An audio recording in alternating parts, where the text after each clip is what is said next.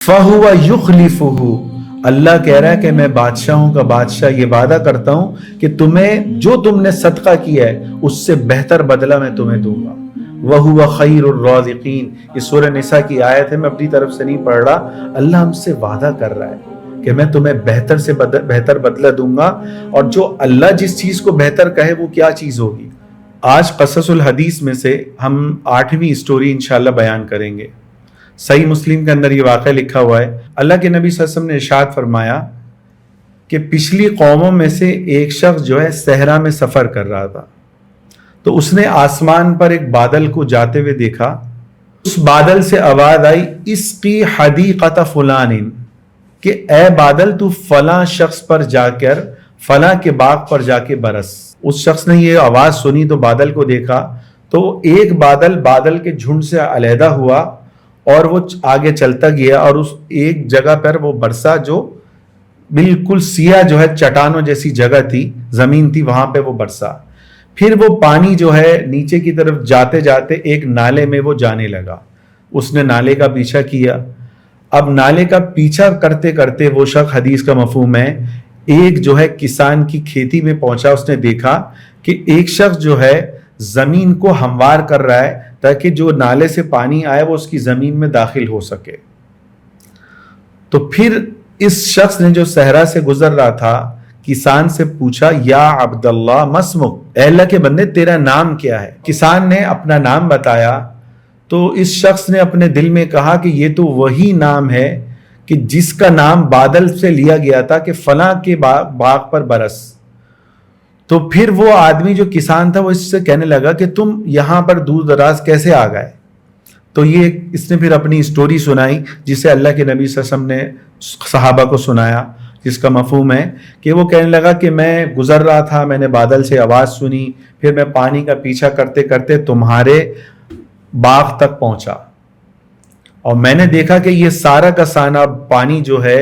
پگ ڈنڈیوں سے ہوتا ہوا تمہارے جو ہے باغ میں اور تمہاری کھیتی میں گر رہا ہے۔ تم نے کون سا عمل کیا، تم کون سا عمل کرتے ہو کہ تمہارے لیے اللہ بادل کو حکم دے رہا ہے کہ اس شخص کے باغ پہ برسو؟ کسان کہنے لگا کہ میں جب کھیتی کرتا ہوں، کھیتی کرنے کے بعد جو فصل میرے کو ملتی ہے، جو غلہ مجھے ملتا ہے، میں اس کے 3 حصے کرتا ہوں۔ پہلا حصہ میں اپنے اور اپنے بیوی بچوں پہ خرچ کرتا ہوں، دوسرا میں اسی کھیتی پہ دوبارہ خرچ کرتا ہوں، اور تیسرا حصہ جس کے بارے میں حدیث میں آتا ہے، اس نے کیا کہا، فَأَتَصَدَّقُ ثُلُثًا، کہ تیسرا حصہ میں صدقہ کرتا ہوں۔ مسلم شریف کی ایک اور روایت میں یہ الفاظ ہیں کہ تیسرا حصہ میں غریبوں پہ، مسکینوں پہ اور مسافروں پہ خرچ کرتا ہوں۔ تو میرے عزیزوں، اللہ کے نبی صلی اللہ علیہ وسلم کے بیان کردہ اس واقعے جو صحیح مسلم میں لکھا ہوا ہے، کیا پتہ چلا کہ صدقہ کرنا اتنا بڑا عمل ہے کہ اللہ اتنا خوش ہوتے ہیں کہ اس کے لیے غیب سے رزق کا بندوبست کرتے ہیں۔ اور قرآن مجید میں اللہ تعالیٰ ہمیں صدقے کی ترغیب دیتے ہوئے کیا کہہ رہے ہیں، وَمَا أَنفَقْتُم مِّن شَيْءٍ، کہ اے میرے بندو تم میری راہ میں جو کچھ بھی دو، چاہے وہ مرغی ہو، بکری ہو، کھجور ہو، انڈا ہی کیوں نہ ہو، اللہ ہم سے کیا کہہ رہا ہے، فَهُوَ يُخْلِفُهُ، اللہ کہہ رہا ہے کہ میں بادشاہوں کا بادشاہ یہ وعدہ کرتا ہوں کہ جو تم نے صدقہ کیا ہے اس سے بہتر بدلہ میں تمہیں دوں گا۔ وَهُوَ خَيْرُ الرَّازِقِينَ، یہ سورہ نساء کی آیت ہے، میں اپنی طرف سے نہیں پڑھ رہا، اللہ ہم سے وعدہ کر رہا ہے کہ میں تمہیں بہتر سے بہتر بدلہ دوں گا، اور جو اللہ جس چیز کو بہتر کہے وہ کیا چیز ہوگی۔ اسی طرح حدیث شریف میں بھی آتا ہے، الصدقۃ لا تزیل المال الا نماء، کہ صدقے سے مال بڑھتا ہے، کم نہیں ہوتا، یہ اللہ کے نبی کا وعدہ ہے۔ اچھا، صحیح مسلم کی ایک اور حدیث میں آتا ہے، ما نقصت صدقۃ من مال، کہ اے لوگوں صدقہ جو ہے مال کو کم نہیں کرتا، اس بات کو یاد رکھو۔ قرآن نے بھی یہ کہہ دیا، حدیث سے بھی ہمیں پتہ چل گیا۔ صحیح بخاری کی ایک حدیث ہے کہ روزانہ 2 فرشتے آسمان سے زمین پر اترتے ہیں، اور کیا دعا کرتے ہیں کہ اللہ کے نبی صلی اللہ علیہ وسلم نے فرمایا، وہ یہ دعا کرتے ہیں، اللہم آتی منفقا خلفا، کہ اللہ خرچ کرنے والے کو بہترین بدل عطا فرما۔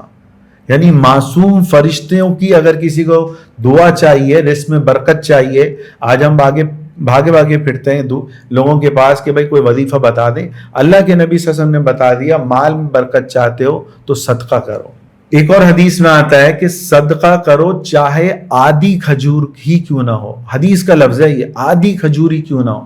اما عائشہ نے غریب عورت مانگنے آئی, ایک انگور صدقہ دیا تو باندی کہنے کہ ایک انگور بچا تھا وہی آپ نے دے دیا. فرمایا کہ اللہ کہہ رہا ہے فَمَن يَعْمَلْ مِثْقَالَ ذَرَّةٍ خَيْرًا يَرَهُ, جو ایک ذرہ بھی نیکی کرے گا نا, بولا انگور میں کتنے ذرے ہوتے ہیں, اللہ کہہ رہا ہے میں اس کا بھی بدلہ دوں گا.